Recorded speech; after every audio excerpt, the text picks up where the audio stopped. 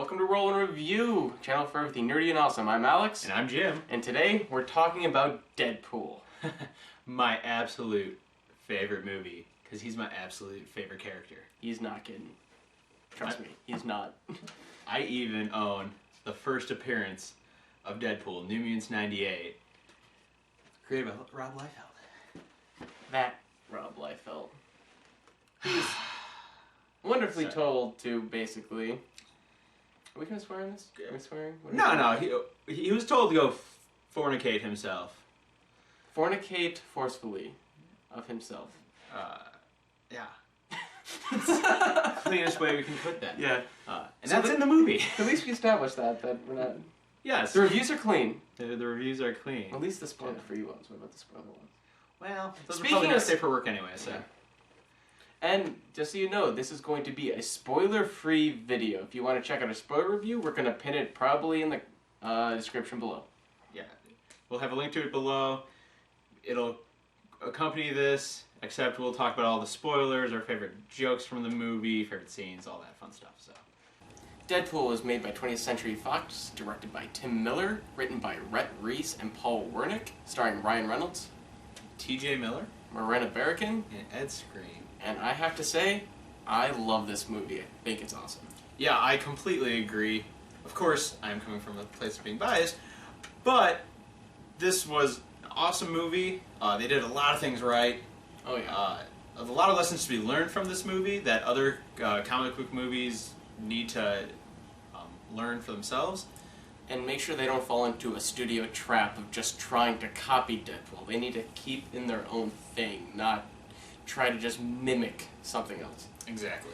But I think the biggest strength of this movie is Deadpool himself. This is so on the tee of the character. He's absolutely flawless in the portrayal from the comics to on screen.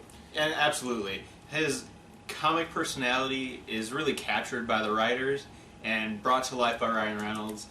And it really shows that they wrote the comic character in this movie, and it's exactly what all of us fans were wanting. Yeah, the casting of this movie could not be more perfect, especially with Ryan Reynolds as Deadpool, who's even mentioned in a Deadpool comic as he references Ryan Reynolds to look like himself. You can't be more perfect. No, and the way he, jokes around and acts mirrors that too. Even the year leading up to the release of this movie, if you were paying attention to Ryan Reynolds' Twitter page, there were so many times people were asking him questions, tweeting at him, and he responded as we would assume Deadpool would respond. Yeah, the marketing of this movie was absolutely flawless. Just, they were not taking it too seriously, letting Deadpool be himself, doing ads in like an Australian accent, punching out a news anchor asking questions if it was going to be PG-13 or not. You can't get better than it. It was perfect. Oh yeah, and the fact that they were so open to fans' own takes on their marketing campaigns, if I recall correctly, one of the first images we actually saw was a poster of Deadpool jumping off the overpass with an umbrella, and the line on it was, "With great power comes great irresponsibility." If I remember correctly, that was actually fan-made first, that they just incorporated. I think it was. And speaking of that, with the great power comes great irresponsibility, the Easter eggs in this movie, they come from the Marvel owned under Disney, they come from Fox. They don't care. If it's an Easter egg, they're going to stuff it in there just because it's Deadpool and he does it. Oh yeah. I mean, there was actually one Easter egg I just saw today when I was looking over things again, and there's a point where he actually throws a hubcap at a guy. He says, "Heads up," and hits him in the head with the hubcap. And I watched that and went, "Oh, hey, look at that. That's kind of a cap moment right there." Yeah, I don't know if you noticed in the background of that shot, if you see like the exit sign, it's actually Parker Boulevard, reference to Peter Parker, who actually is Deadpool's goal in life is to become Spider-Man's best friend. A lot of people didn't know that. Yeah, and Spider-Man hates him. Hates his guts. He quit the Avengers because of Deadpool. That's completely true. That is Uncanny Avengers #1, which was just released like a month and a half ago, 2 months. Alright, so the acting in this movie, Ryan Reynolds and T.J. Miller did an awesome job. Their back and forth, comedic-wise, was amazing. Morena, I'm having trouble with her name. Morena did a great job as Vanessa, or hopefully in the sequel, Copycat. Mm-hmm. She did a great job. Colossus was amazing. Yeah. I'm saying Colossus because I'm not trying to pronounce a Russian name. It's not happening. No disrespect, but we suck at pronouncing things. And Ripley from Alien 3 did a great job in the teenage years. Also known as Negasonic Teenage Warhead. Yeah, so the acting, spot on. Yeah, and when it comes to the actors' portrayal of their characters, Colossus was written and portrayed just like you'd expect Colossus to be. He's the Boy Scout. He always tries to be like moral high ground in the movie. Even when Deadpool is being Deadpool. Yeah. The only one in the movie who I can say wasn't really doing that good a job was Angel Dust, because she's, a professional MMA fighter, not an actress, and you could tell in a couple scenes they were kind of filming around her, like she wasn't seen speaking during the role, she just heard a voice, or... That's the only performance I wouldn't say wasn't top-notch in the film. Yeah, I mean, her physicalness as that character and being able to do the stunts was awesome. The presence was there, just the delivery of the performance wasn't up to the actual professional actors of the movie. Yeah. And also, I think there was some waste on Ajax. I think he fell short as a character in some parts, especially since they could have done more, seeing as he was only originally in the comics like a middleman in the whole program, and there was someone higher than him, but they cut that out of the movie, which I get for budget constraints. They were trying to cut down as few of people so that they could make the movie in the budget that they had, so that we're still allowed to have a rated R movie. But there were some wasted scenes with him, and he kind of fell short of just being a stereotypical... I feel he's exactly what he was in the opening credits. He was the British villain. Mm-hmm. That's his character to a T. Like, the only real personality he had was the joke based off his name that was carried on through the movie. That's about it. And that's even what, I mean, all of the posts I've seen about him, all of it is still just referring back to his real name. Yeah, but it's only the couple, negatives of the movie, just... that one performance and the villain, everything else was really spot on, especially with the introduction of the X-Men. But they only needed 2. They obviously only had the budget for 2, but the 2 they got were perfect.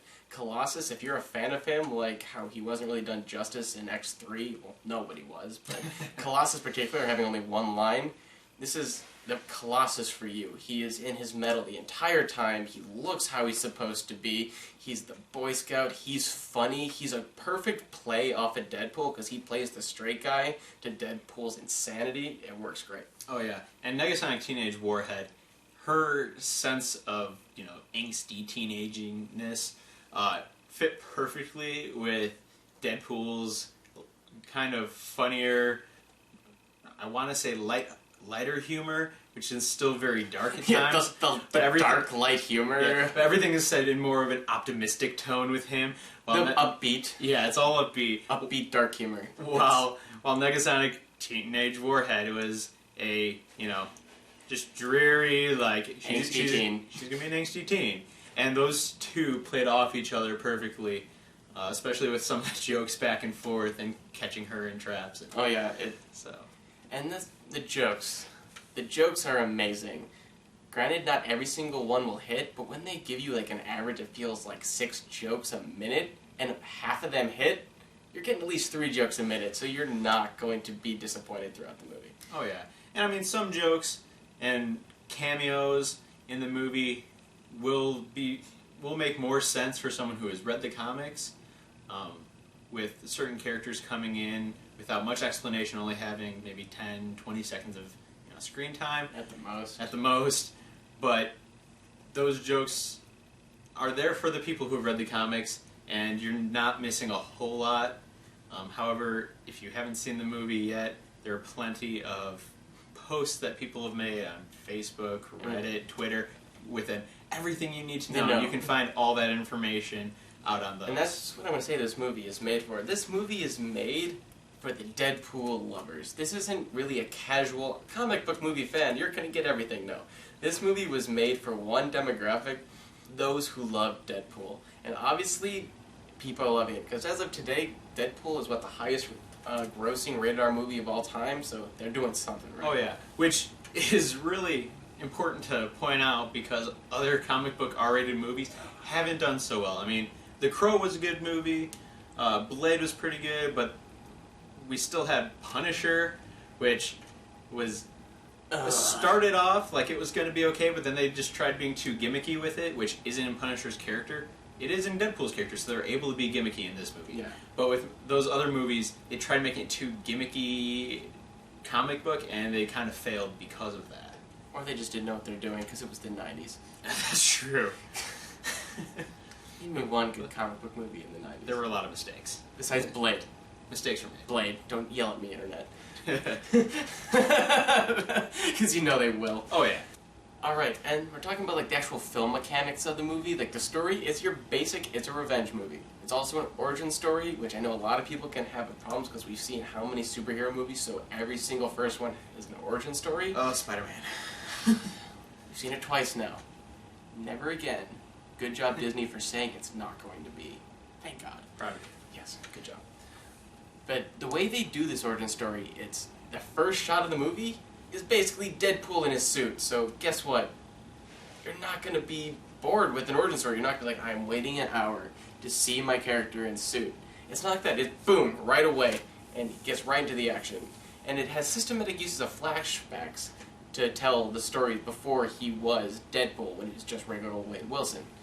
And most times people don't like this, but it's done in such a way that it works great. Yeah, instead of having, quick 30-second flashbacks to something unexplained years ago in the past, it gives you the flashbacks give you a longer exposition of what was happening in his life and where he was, what he was doing, instead of just here's 30 seconds of some backstory, now we're going to do 2 minutes of the present, and then give you another 30 seconds. It actually showed you 5 minutes of, the part of his origin story, then would come back to the present, show you more Deadpool fighting, being Deadpool, cracking jokes, then would go back and give you some more. And it was done in such a way where you got the action you wanted, you got the Deadpool you wanted in the suit, but you also didn't feel like you were missing out or missing something in the flashbacks. And the flashbacks were good, standalone little scenes on their own. And that's why I think this movie has been so successful, even though it's a revenge movie. It's an origin story. It's because the characters, you care so much about these characters. Even though they're horrible people, they're characters that are interesting enough that you're going with them. It's a character-driven movie, and that's why I think it's so well received. Because the character of Deadpool, he can be gimmicky if he is not done right. And how this movie portrays him, it's perfect. The fourth wall breaks are done just enough to not get obnoxious. The jokes are hilarious. It's lost for words on what to say, which is really bad when I'm looking into a camera. There, buddy. Thank you. So, there are a group of things that I really hope comic book movies learn from Deadpool. And I have a few concerns about what they might actually take from it, and they should. As do I. Now, the things that I think they should learn from this, it is totally okay to make a rated R movie to capture the essence of the character you're trying to make a movie for. Unlike the Punisher movie before, which got too gimmicky and didn't work out and people didn't like the movie, maybe now we can see, a Marvel Netflix miniseries or a movie. It's called Daredevil. No, but I mean, one specific.